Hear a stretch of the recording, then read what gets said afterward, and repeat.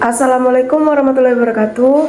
Perkenalkan, nama saya Putri Fadila dengan NIM 2308031030006 dari Fakultas Ekonomi dan Bisnis jurusan Sekretaris. Saya di sini akan mempresentasikan materi tentang konsep dasar manajemen humas. Adapun untuk konsep dasar manajemen humas, suatu proses yang struktur dan strategis dalam merencanakan, mengorganisir, dan mengelola komunikasi antara organisasi dan berbagai pemangku kepentingan atau stakeholder untuk menciptakan pemahaman, kepercayaan, dan dukungan terhadap tujuan dan kegiatan organisasi. Ruang lingkup manajemen humas mencangkup beberapa aspek. Yang pertama, komunikasi, termasuk pengelolaan informasi, penanganan krisis, kampanye promosi, serta interaksi dengan media. Untuk selanjutnya yaitu peran manajemen humas. Yang pertama, mengelola komunikasi. Mereka bertanggung jawab untuk merancang pesan-pesan yang jelas dan efektif serta menyampaikannya kepada berbagai pihak dengan cara yang sesuai. Yang kedua, memelihara citra positif. Manajemen humas harus menjaga dan meningkatkan citra positif organisasi. Ini berarti mereka harus mengatasi tantangan-tantangan yang mungkin muncul dan memastikan bahwa organisasi dilihat secara positif oleh masyarakat. Yang ketiga, merancang strategi komunikasi.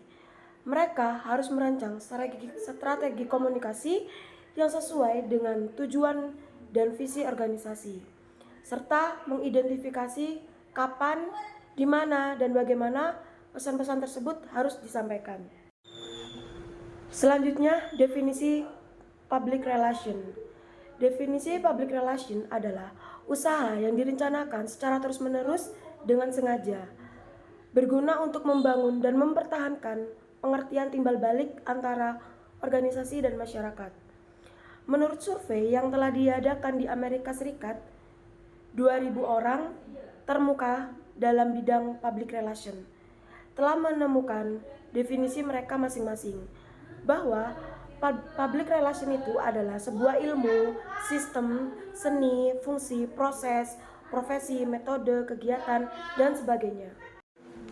Adapun untuk beberapa definisi, contohnya seperti definisi dari W. Emerson Rock Public Relation, Direktur Colgate University berbunyi, public relation adalah kelanjutan dari proses penetapan, penentuan pelayanan-pelayanan, dan sikap yang disesuaikan dengan kepentingan orang-orang atau golongan orang atau lembaga memperoleh kepercayaan dari mereka.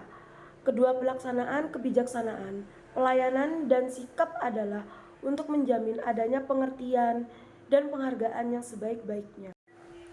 Selanjutnya, dalam public relation terdapat suatu usaha untuk mewujudkan hubungan yang harmonis antara suatu badan dan publiknya. Usaha untuk memberikan atau menanamkan kesan yang menyenangkan, sehingga akan timbul opini publik yang menguntungkan bagi kelangsungan hidup badan tersebut. Adapun untuk tujuan dan fungsi public relation.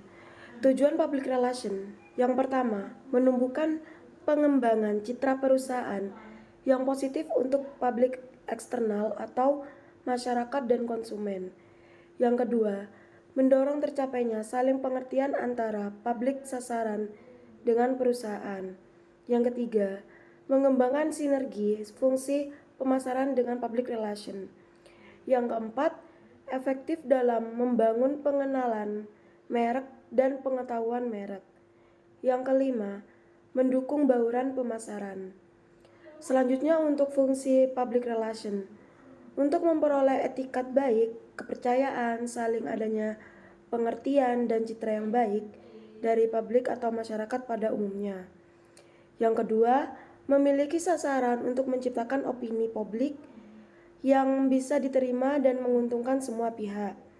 Yang ketiga, untuk mencapai tujuan yang spesifik sesuai harapan publik, tetapi merupakan kekhasan organisasi atau perusahaan. Dan yang terakhir, untuk menciptakan hubungan yang harmonis antara organisasi atau perusahaan dengan publiknya. Adapun untuk manajemen public relation. Manajemen public relation yang berarti mengelola, melakukan penelitian, perencanaan, pelaksanaan, dan evaluasi terhadap kegiatan komunikasi yang disponsori oleh organisasi. Manajemen ini merupakan terapan dan ilmu manajemen dasar yang diimplementasikan di dunia public relation. Untuk fungsi manajemen public relation, yang pertama perencanaan, yang kedua pengorganisasian, yang ketiga penyusunan formasi, yang keempat memimpin, dan yang terakhir pengawasan. Adapun strategi untuk public relation. Yang pertama program atau perencanaan strategi. Yang pertama mengidentifikasi permasalahan yang muncul. Yang kedua identifikasi. Yang ketiga mengevaluasi mengenai pola dan kadar sikap. Yang keempat mengidentifikasi tentang struktur kekuasaan pada unit sasaran. Yang kelima pemilihan opsi strategi public relation. Yang keenam mengidentifikasi dan mengevaluasi terhadap perubahan kebijaksanaan. Yang ketujuh menerapkan langkah-langkah program yang telah direncanakan. Untuk yang kedua, komponen pembentukan strategi. Suatu strategi dipengaruhi oleh unsur-unsur tertentu yang berkaitan dengan lingkungan, kondisi, visi, atau arah, tujuan dan sasaran dari suatu pola yang menjadi dasar budaya perusahaan bersangkutan kepada makro dan mikro. Untuk yang ketiga, strategi operasional public relation. Yang pertama, strategi operasional. Yang kedua, pendekatan persuasif dan edukatif. Yang ketiga, pendekatan tanggung jawab sosial dan humas. Yang keempat, pendekatan kerjasama. Dan yang terakhir, pendekatan koordinatif dan integratif. Selanjutnya untuk public relation dan media.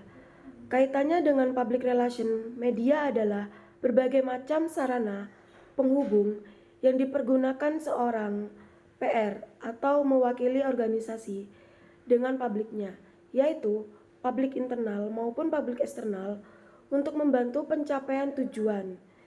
Penggunaan media dalam PR untuk membantu mempromosikan, meningkatkan pemasaran suatu produk dan jasa, menjalin komunikasi keseimbangan atau berkesinambungan, meningkatkan kepercayaan publik. Selanjutnya, perbedaan antara public relation online dan public relation offline. Adapun public relation online adalah kegiatan PR yang berhubungan dengan media, komunitas, dan publik yang ada di dalam channel-channel internet. Hal ini termasuk Scott Adams, Broadcast from discussion, the social network, dan alat komunikasi online lainnya. Reputasi dan manajemen merupakan fokus utama dalam PR online. Adapun public relation offline memiliki konsep yang sama dengan PR online, hanya saja media menggunakan media cetak, radio, atau televisi, meskipun ada beberapa dari media internet yang termasuk dalam public relation online.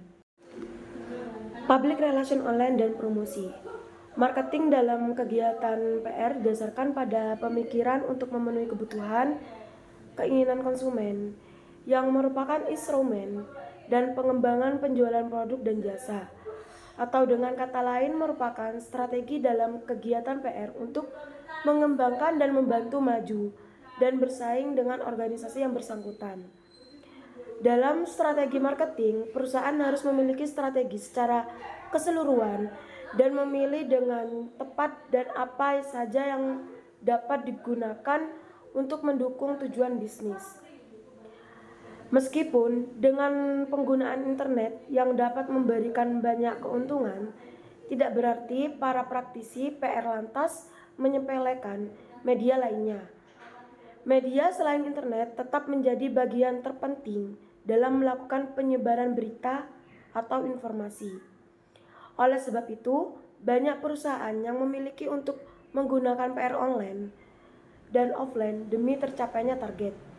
Jika suatu perusahaan memiliki berita yang ingin dibagi dengan publik terkait hubungannya dengan reputasi perusahaan, maka penggunaan PR online akan sangat membantu untuk mempercepat penyampaian kepada publik. Sekian materi yang bisa saya sampaikan. Wassalamualaikum warahmatullahi wabarakatuh.